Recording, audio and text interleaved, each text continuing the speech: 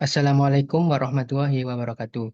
Kami dari kelompok 3, pada kesempatan kali ini kita akan mempresentasikan tugas khusus modul 7 dari kelompok kami dengan judul pengendalian kualitas. Next.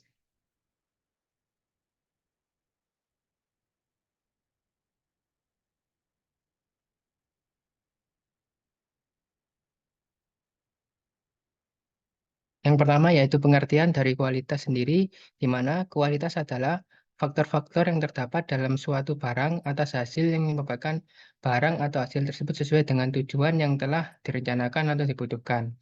Dalam hal ini, peranan kualitas sangat penting untuk memajukan perusahaan itu, dikarenakan suatu produk yang dihasilkan harus memiliki jaminan mutu atau kualitas terbaik, sehingga konsumen dapat mempertahankan produk dari perusahaan tersebut, serta perusahaan tidak akan kehilangan pelanggannya. Sebaliknya, jika perusahaan tidak memperhatikan kualitas dari produk yang dihasilkan, maka konsekuensinya produk tersebut kurang diminati oleh pelanggan di pasaran.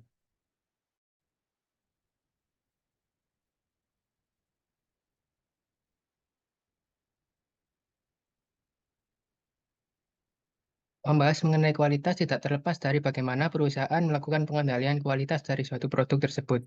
Dalam hal ini, pengertian dari pengendalian kualitas adalah suatu sistem kendali yang efektif untuk mengoordinasikan usaha-usaha penjagaan kualitas dan perbaikan mutu dari kelompok-kelompok dalam organisasi produksi, sehingga diperoleh suatu produksi yang sangat ekonomis serta dapat memuaskan kebutuhan dan keinginan konsumen. Tujuan utama pengendalian kualitas adalah untuk mendapatkan jaminan bahwa kualitas produk atau jasa yang dihasilkan sesuai dengan standar kualitas yang telah ditetapkan dengan mengeluarkan biaya yang paling optimal atau paling minimal. Aktivitas pengendalian kualitas meliputi kegiatan-kegiatan sebagai berikut. Yang pertama yaitu melakukan pengamatan terhadap performansi produk atau proses. Yang kedua, membandingkan performansi yang ditampilkan dengan standar yang berlaku. Yang ketiga, mengambil tindakan bila terdapat penyimpangan yang cukup signifikan dan jika perlu dibuat tindakan-tindakan untuk mengoreksinya. Next.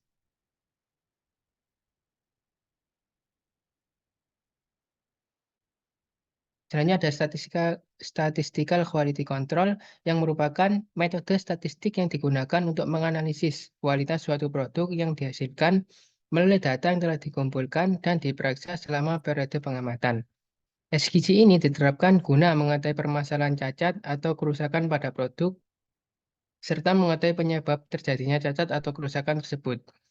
SQC juga dapat memberikan pegangan kepada perusahaan ketika ingin mengetahui jenis kerusakan apa yang akan terjadi pada produk yang dihasilkan, penyebab-penyebab terjadinya kerusakan produk, sehingga perusahaan dapat memprioritaskan perbaikan mana yang didahulukan guna menekan angka kerusakan produk.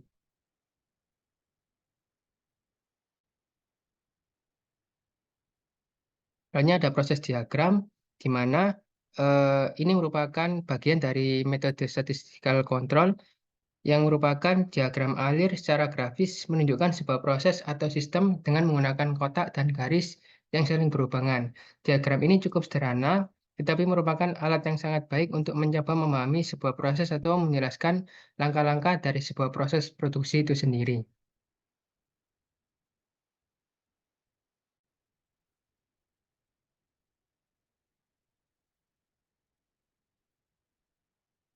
Selanjutnya ada check sheet, di mana setelah tadi ada proses diagram, yang kedua ada check sheet, yaitu lembar pemeriksaan untuk alat untuk memastikan kualitas secara real time.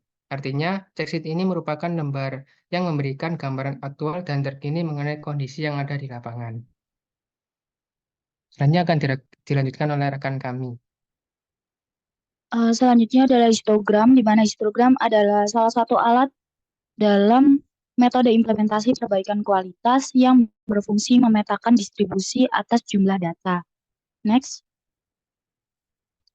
Kemudian ada diagram Pareto yang merupakan salah satu dari 7 alat gugus mutu yang sering digunakan dalam hal pengendalian mutu, di mana pada dasarnya diagram Pareto adalah grafik batang yang menunjukkan masalah berdasarkan urutan banyaknya jumlah kejadian. Next. Kemudian ada scatter diagram yang dirancang bertujuan untuk menunjukkan korelasi antara jumlah produk cacat dengan jumlah produk yang diproduksi. Next. Lalu ada control chart atau yang biasa disebut sebagai peta kendali, yang merupakan suatu alat yang secara grafis digunakan untuk memonitor dan mengevaluasi apakah suatu aktivitas atau proses berada dalam pengendalian kualitas secara statistika atau tidak, sehingga dapat memecahkan masalah dan menghasilkan perbaikan kualitas. Next. Lalu ada Fishbone diagram, di mana merupakan diagram tulang ikan yang berguna untuk menganalisis faktor-faktor utama yang berpengaruh pada kualitas dan mempunyai akibat pada masalah yang dipelajari. Next. Lalu ada New Seven Tools, di mana metode New Seven Tools of Quality merupakan alat-alat bantu yang digunakan dalam eksplorasi kualitatif, meliputi affinity diagram, interrelationship diagram, tree diagram, matrix diagram, row diagram atau activity network diagram, lalu ada process decision program chart, dan juga matrix data analysis, di mana ini nantinya akan dijelaskan oleh rekan saya. Baik, saya lanjutkan. Yang pertama dari toolsnya Seven Tools tadi adalah Affinity Diagram. Affinity Diagram digunakan untuk mengumpulkan dan mengorganisir semua fakta, opini, dan ide. Selain itu, juga memacu kreativitas yang mendorong pengungkapan batas fakta dan opini serta kondisi yang ada melalui pengelompokan elemen-elemen informasi tersebut sesuai dengan kesamaan dan pertaliannya. Next. Yang kedua ada interrelationship diagram. Diagram hubungan merupakan alat untuk menemukan pemecahan masalah yang memiliki hubungan kausal yang kompleks. Hal ini membantu untuk menguraikan dan menemukan hubungan logis yang sering terkait antara sebab dan akibat. Next. Lalu ada tree diagram. Diagram pohon adalah teknik untuk memetakan lengkap jalur dan tugas-tugas yang perlu dilakukan dalam rangka untuk mencapai tujuan utama dan tujuan sub terkait. Tree diagram digunakan untuk memecahkan suatu aktivitas secara lebih terperinci ke dalam sub-sub komponen atau tingkat yang lebih rendah dan terperinci lagi. Next. Lalu ada matriks diagram. Diagram matriks menunjukkan hubungan antara 2, 3, atau 4 kelompok informasi, terdiri dari sejumlah kelompok baris. Ya, untuk mengetahui sifat dan kekuatan dari masalah, ini akan membantu kita untuk sampai pada ide utama dan menganalisis hubungan atau tidak adanya di persimpangan dan menemukan cara yang efektif untuk mengejar metode pemecahan masalah. Next. Lalu ada activity network diagram. Diagram ini digunakan untuk merencanakan atau menjadwalkan proyek. Dengan AND ini dapat dilakukan analisis terhadap jadwal waktu penyelesaian proyek, masalah yang timbul jika terjadi keterlambatan, probability penyelesaian proyek, dan biaya yang diperlukan untuk mempercepat penyelesaian proyek. Next. Lalu ada matrix data analisis.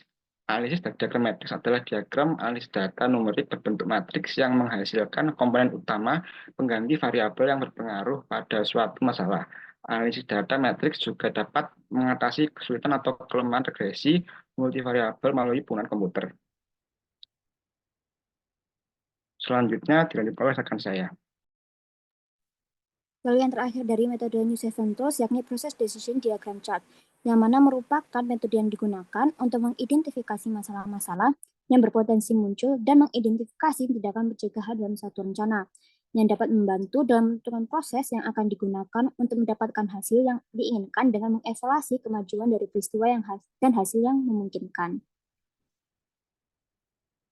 Lalu hasilnya yakni metode Six Sigma, yang merupakan satu besaran yang dapat kita terjemahkan sebagai suatu proses pengukuran dengan menggunakan tools statistik dan teknik untuk mengurangi cacat hingga tidak lebih dari 3,4 DPMO atau defect per million opportunities atau 99,99966% difokuskan untuk mencapai kepuasan pelanggan. Six Sigma adalah pendekatan disiplin yang berdasarkan pada 5 tahap, yaitu define, measure, analyze, improve, dan control. Yang hasilnya yakni metode FMEA atau Failure Mode and Effect Analysis, yang merupakan metodologi terstruktur untuk mengidentifikasi dan menganalisis kegagalan atau kesalahan yang sudah terjadi atau yang mungkin akan terjadi, dengan tujuan mencegah kegagalan yang memberikan dampak negatif pada hasil sebuah proses, serta menemukan dan memperbaiki masalah yang berpotensi menimbulkan kecacatan pada produk yang akan dijual kepada konsumen. Yang selanjutnya yakni studi kasus, di mana studi kasus yang kami ambil yakni pengendalian kualitas produk mebel dengan pendekatan metode New Seven Tools. Di mana di sini terdapat PT MMI yang merupakan suatu perusahaan yang memproduksi kayu menjadi barang jadi atau furnitur, di mana produk perusahaan ini telah diekspor ke Amerika bersifat job order, yang berarti besarnya produksi yang tergantung pada permintaan atau pesanan dari konsumen. Bahan baku utama untuk pembuatan produk mebel yaitu kayu meranti putih, meranti merah, dan mahoni yang berasal dari Kalimantan, serta rotan sebagai bahan baku penunjang. Pas pembuatan produk masih ditemukan produk cacat berupa baret, skrup muncul, kompak kayu, glue stain atau serat kayu yang tidak standar, dan mata kayu. Oleh karena itu, perlu diketahui faktor-faktor apa saja yang menyebabkan defek produk agar dapat dilakukan perbaikan untuk mengurangi produk cacat.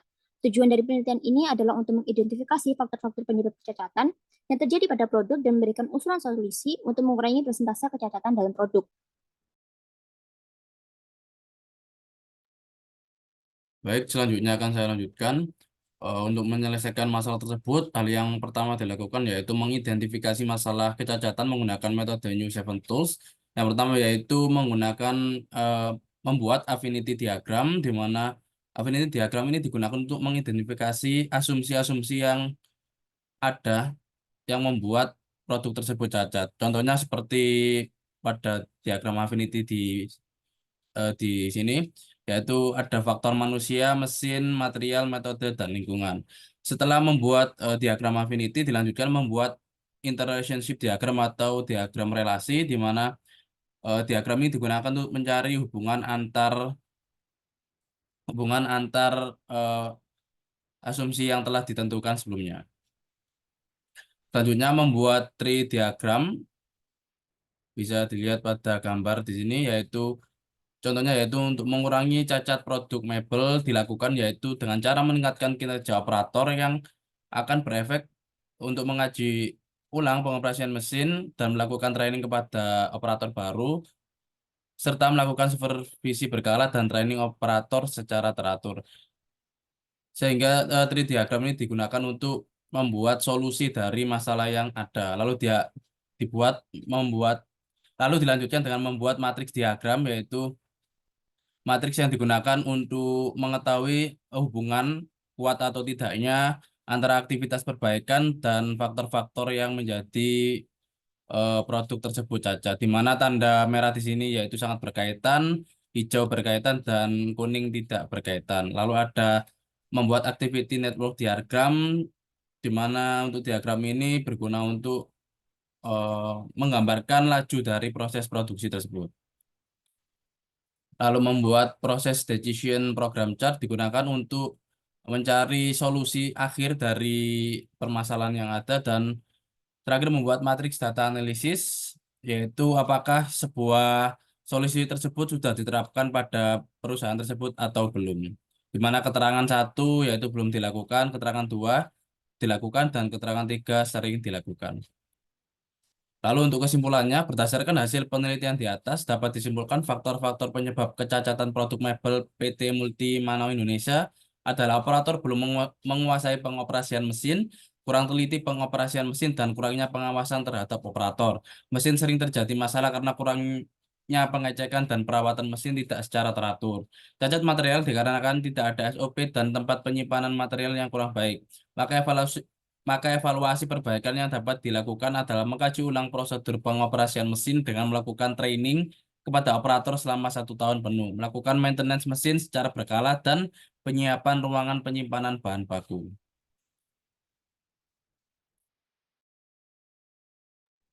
Kemudian di sini ada contoh soal, yaitu PT MMI merupakan perusahaan mebel, namun dalam manufaktur diperlukan pengendalian kualitas untuk mengendalikan defek.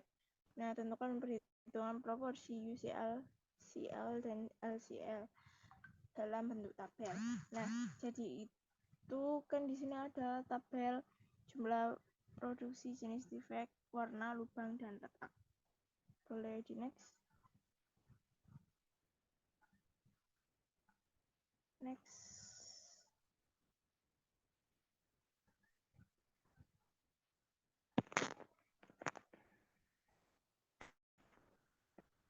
Boleh di next nggak?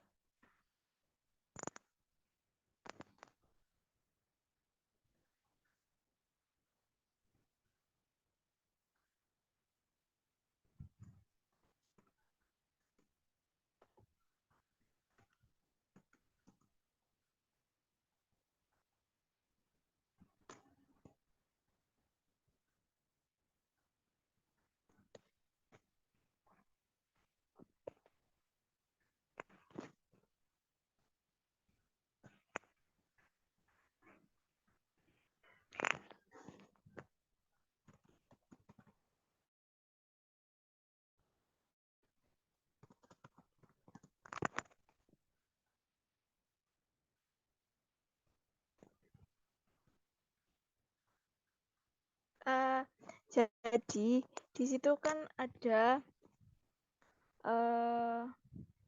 jumlah produksi, cacat warna,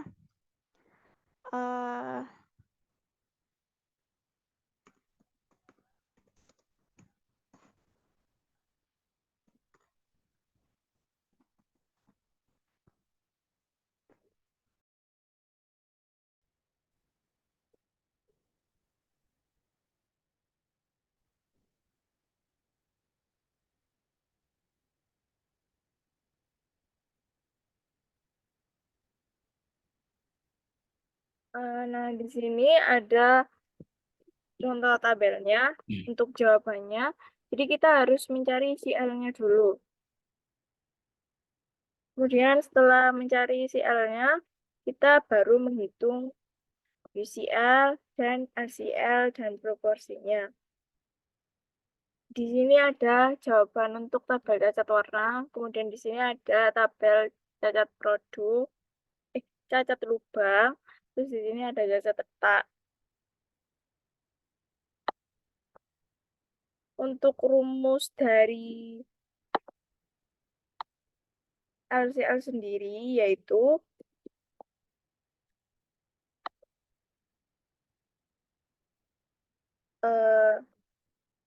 CL dikurangi 3 dikali habis itu buka kurung akar terus buka kurung lagi CL dikali 1 dikurangi CL per jumlah produksi. Begitu sebaliknya untuk cacat lubang juga dan cacat retak. Next.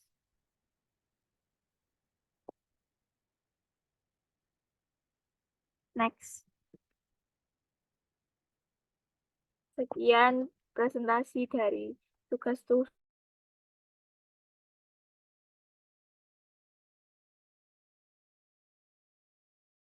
Terima kasih. Mohon maaf